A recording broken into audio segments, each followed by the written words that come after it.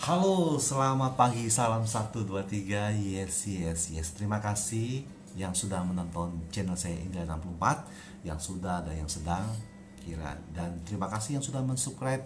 Kiranya rezeki kalian, keberkahan kalian diberikan sesuai dengan kebutuhan kalian masing-masing, dan tentunya kesehatan kalian juga pekerjaan kalian terutama tercapai dan dipenuhi dan diberkahi segala-gala apa yang kalian lakukan. Hari ini kita mau bicara tentang bagaimana kita harus menghindari hal-hal yang merugikan perusahaan. Tentunya kita juga dirugikan ketika kita tidak bisa bekerja sesuai dengan performa. Oke. Pertama, saya mau bicara tentang ketika waktu Anda bekerja disia-siakan. Maaf kata, bahasa saya adalah mungkin tidur, mungkin jalan-jalan ketika sebelum waktunya pulang bekerja. Saya berbicara seperti ini adalah ketika ada teman saya melihat satu konten yang berbicara bagaimana ketika ada orang membeli produk Anda sebagai sales, ketika momen itu adalah dia borong semua, dan hal itu karena dia ada acara. Saran saya buat teman-teman, berbicara kepada ibu itu bahwa ketika ibu mau mau borong produk kami, nanti dari pusat akan mengirim sesuai dengan kebutuhan. Itu satu. Kedua, barang yang saya bawa ini adalah barang untuk kunjungan toko hari ini, dan tentunya ibu mohon maaf supaya kiranya ibu mungkin kalau sudah akrab bahasanya, Bu, saya minta maaf karena hari ini ada kunjungan ke toko, beberapa toko, ada 20 toko, sementara saya tidak bisa kasih, nanti dari pusat yang kirim barang ke tempat ibu. Mungkin kadang kita berpikir, lah saya kan beli cash, kenapa kamu tidak kasih, kok begitu? Kalau kita menjelaskan hal-hal yang positif dan tersenyum, dan ini bicara bagaimana hubungan kita sama toko. Kalau hubungan kita sama toko baik, pasti mereka juga mengerti. Satu. Jadi sebagai sales jangan pernah takut ketika mereka menolak kita. Anda jual produk apa dulu? Produknya terkenal atau tidak terkenal? Mungkin Bapak Ibu atau rekan-rekan sales jual produk yang tidak terkenal, mungkin teman-teman mungkin takut. Tetapi ketika Anda jual produk yang terkenal, Anda tidak perlu takut. Mereka butuh kita, bukan kita butuh mereka. Itu satu. Mereka butuh kita, bukan kita butuh mereka. Karena bicara adalah suatu kebutuhan.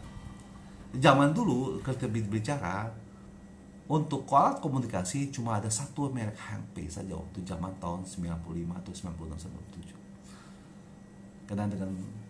Karena saya berpengalaman dalam dunia handphone, saya merasa zaman itu adalah zaman keemasan ketika kita bekerja, karena kita merasa sales yang maaf kata dihargai, dicari. Tetapi kan zaman berubah. Nah, pertanyaan saya kembali lagi adalah, intinya adalah kita memberikan solusi kepada pemilik toko, bukan kita memikirkan diri kita sendiri ketika ada pemilik toko untuk memborong produk kita dengan ada acara tertentu. Dan ketika dia memborong produk kita, tentunya mungkin jam 10 selesai, produk kita habis, mungkin sales motoris atau apa, tentunya teman-teman sebagai sales motoris, waktu itu Anda habiskan kemana? Pulang ke rumah, jalan-jalan. Tentunya kan kita berbicara jam kerja sana 8 jam, atau pulang ke kantor. Anda kalau pulang ke kantor jam 1 kan tidak mungkin, harusnya itu jam 4 biasanya. Pertanyaan saya, itu kan sudah merugikan perusahaan. Ketika Anda menjual satu produk ke toko dengan alasan ada acara, harusnya kita memberi solusi kepada pemilik toko dan konsultasi sama manajemen dengan alat komunikasi tentunya, bahwa tolong Bapak, mohon maaf ada orderan toko, minta kantor pusat kirim ke toko ini. Selesai. Dan kita bisa melanjutkan ke kunjungan toko-toko. Berbicara hal itu mungkin bicara dengan target penjualan atau efektif call, itu saya kesampingkan, tetapi kita harus hindari hal ini. Yang kedua, ketika Anda melakukan hal itu, taruhlah Anda jual sebagai sales motoris dan terjadi transaksi, sudah selesai. dengan satu orderan, dengan banyak, mungkin 4 bal atau 5 bal, maaf kata bahasa kita rokok mungkin lebih menggunakan, atau susu. Pertanyaan saya, itu tidak sangat efektif. Kenapa? Kalau Anda bekerja dalam suatu perusahaan yang TBK, perusahaan yang besar, Anda dengan membeli satu produk dan Anda memiliki kunjungan 20 toko, dan teman-teman sebagai sales memberikan informasi kepada sales, boleh nggak saya membuat nota sesuai dengan perjalanan Anda hari ini? 20 toko, dengan 20 toko, satu toko yang beli yang besar dengan 5 karton, tetapi Anda menulis toko yang hari ini kunjungan, yang tidak beli Anda tulis. Itu sudah melanggar aturan perusahaan. Kenapa? Ketika Anda hal lakukan itu, saya tidak yakin atasan kalian menyetujui hal itu. Karena kita bicara perusahaan besar, bukan perusahaan yang kecil. Karena kita bicara sistem distribusi. Nah, ini orang yang berpikir untuk menjual itu adalah orang sales. Tetapi orang yang berpikir bagaimana mencari solusinya buat perusahaan itu adalah orang pemilik, owner. Ingat, saya kasih tip. Orang yang fokus menjual, memikirkan diri dia sendiri, mencapai target dan mendapatkan komisi, itu adalah orang sales. Tetapi orang yang berpikir solusi bagaimana dia memikirkan untuk mengembangkan bisnis perusahaannya, itu adalah orang sebagai pemilik. Karena dia tidak mementingkan diri dia sendiri. Pemilik perusahaan tidak pernah memikirkan diri sendiri, tetapi dia memikirkan untuk karyawan-karyanya. Itu saya. Jadi sebagai sales, saya memberikan solusi, janganlah kita berpikir untuk diri kita sendiri. Mungkin sehari ini kalian untuk berpikir diri kita sendiri, ya tidak apa-apa. Tetapi next berikutnya, belajar untuk menaikkan level. Saya dulu seperti itu, memikirkan diri saya sendiri. Tetapi ketika saya mengerti, saya naikkan level cara kerja saya, cara mindset, pola pikir saya. Ya, buat teman-teman. Tapi ini saya memberikan solusi, tetapi kembali kepada teman-teman, saya tidak bisa memaksa. Oke.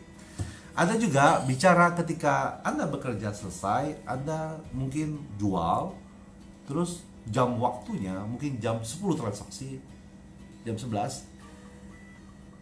Waktu itu 8 jam sales bekerja, jam 11, jam 12, jam 13, jam 1, jam 2, jam 3. Jadi 5 jam tuh Anda bukan kemana. Nah, makanya saya bilang, mungkin santai, kan enak, ya benar. Tetapi maksud saya adalah, Anda pulang, tidur, santai, jalan-jalan atau apa. Terkadang kita lebih egois, mementingkan diri kita sendiri. Tapi kita udah mencuri waktu buat perusahaan. Itu waktu zaman yang saya lakukan pertama di tahun 95. Dan saya pernah lakukan hal itu, dan saya tidak pernah bohong. Tetapi berjalan dengan waktu, saya tidak bisa lakukan hal itu. Saya memutuskan untuk mengundurkan diri karena proses pekerjaan itu tidak bagus, karena rata-rata. Nah, karena saya melihat, karena orang tidak mungkin janjian untuk kumpul dengan satu orang. Biasanya ada beberapa hal di situ. Nah, dari situlah saya memutuskan mengundurkan diri tahun 95, dan saya memiliki pengalaman bekerja dalam 1 tahun. Tetapi saya tidak menyalahkan teman-teman saya. Tetapi saya mau lebih baik dalam dunia bekerja.